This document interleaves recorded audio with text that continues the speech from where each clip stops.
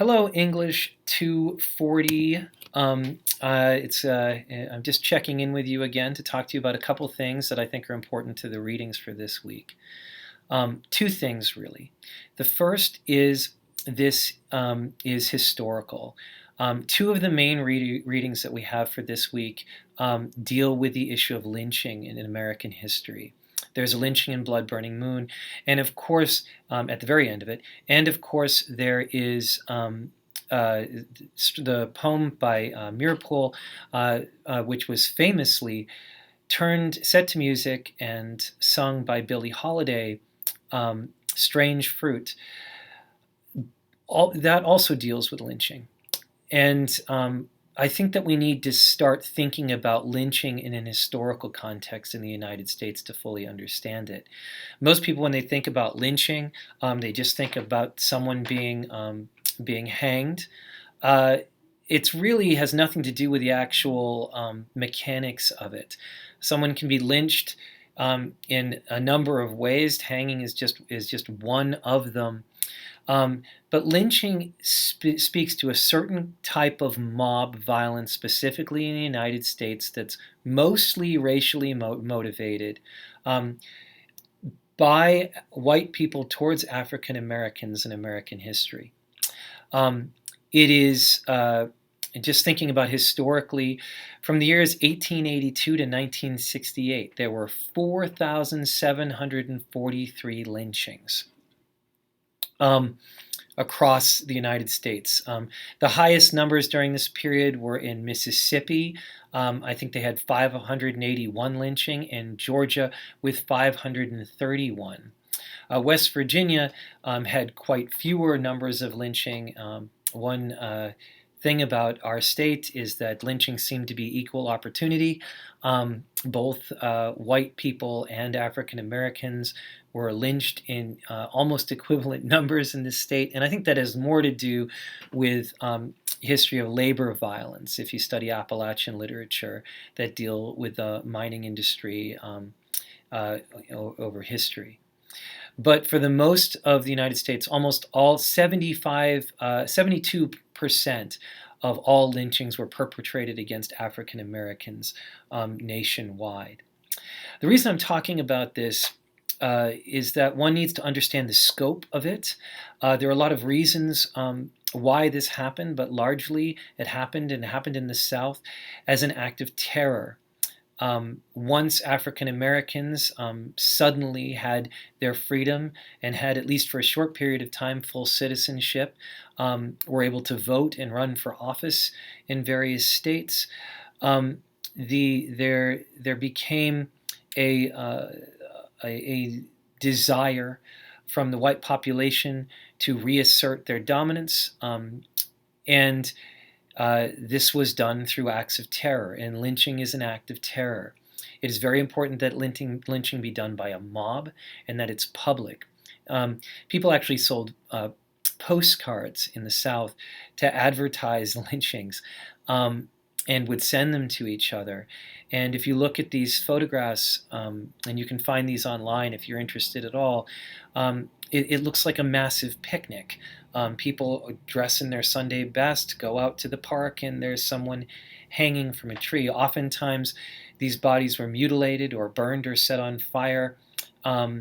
Quite often, African American men were castrated. They're horrific, and what makes it even more horrific is that in a lot of these photographs you have white men and women and children smiling happily with these images in the background. So why lynching? Well, lynching was an act of terror. It was designed to frighten African Americans out of fully participating in society, oftentimes with the excuse of attacks on white women. And this is covered in the Story of Strange Fruit video that you're provided this week. In that particular case that inspired the Meeropol poem, it happened in the Midwest. So again, lynching is not particularly a Southern phenomenon. Um, it is not surprising, though, that Blood Burning Moon is set in Georgia, where there are these incredibly high rates of racial violence and racial terror. I'd also like to mention, as an aside, that if you look at the numbers, just the sheer numbers, if you're willing to agree that lynching is an act of terror, which it clearly is, then you can only come to the conclusion that most acts of terror in the United States were perpetrated by white people. And by most, I mean 98% of them. Something to think about when we think about who we're afraid of and who has reasons to be afraid.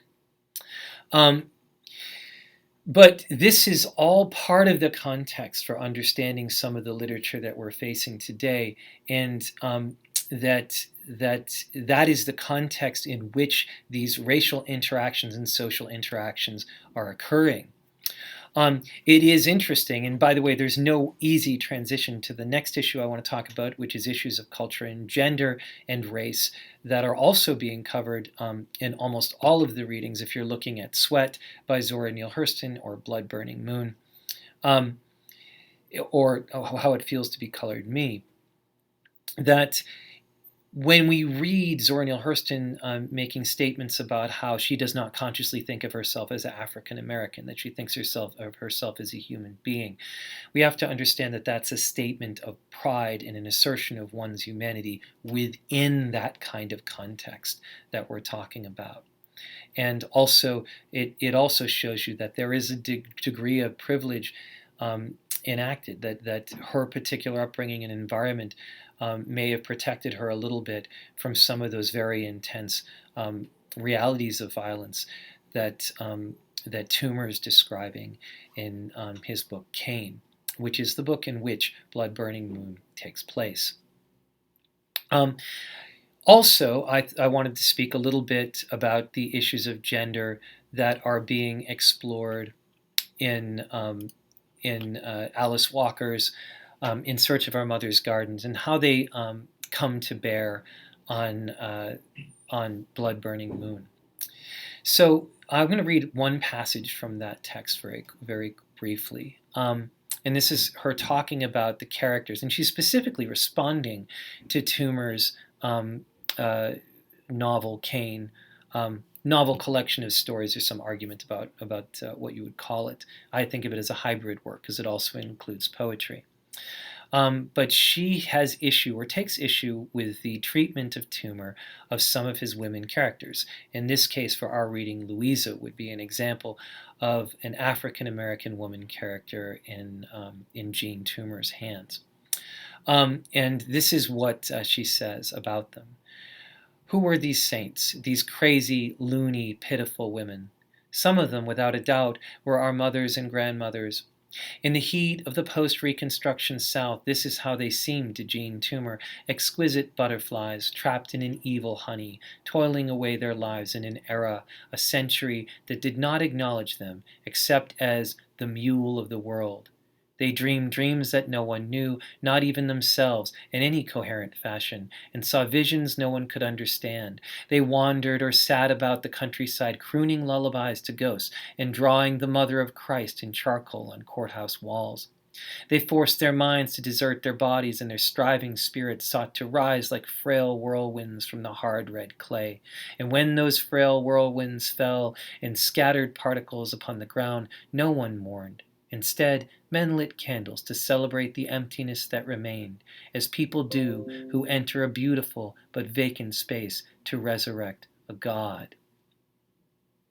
Now, she takes issue with this, that this is a romanticization of African American women at the time, and sort of this creation of this mysterious, tragic other. And what she's trying to put forward is that this is a perception, when in reality these were hardworking, toiling women who were doing their best to survive and live. And since they didn't have an outlet for voice, since they didn't have a means of getting their story out into the world, it got translated into other things like song, like music, like Billie Holiday, or like quilting, or other kinds of folk crafts and folk art. And that part of Alice Walker's project is to sort of recapture and reclaim these historically silent women who weren't so much silent as not recorded or not given voice.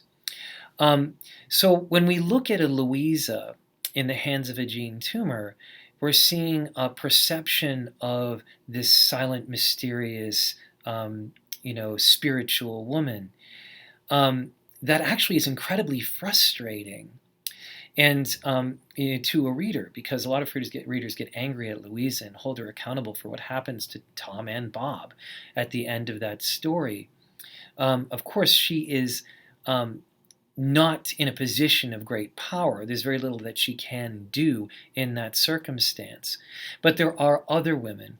And so we have this other example of Adelia in Hurston Sweat, who is obviously very much contained and constrained, but finds her own way to be powerful. And so we are looking at these first examples of what it means to be a powerful African American woman in the South at a time when there's no outlet or expression of that power. And I want you to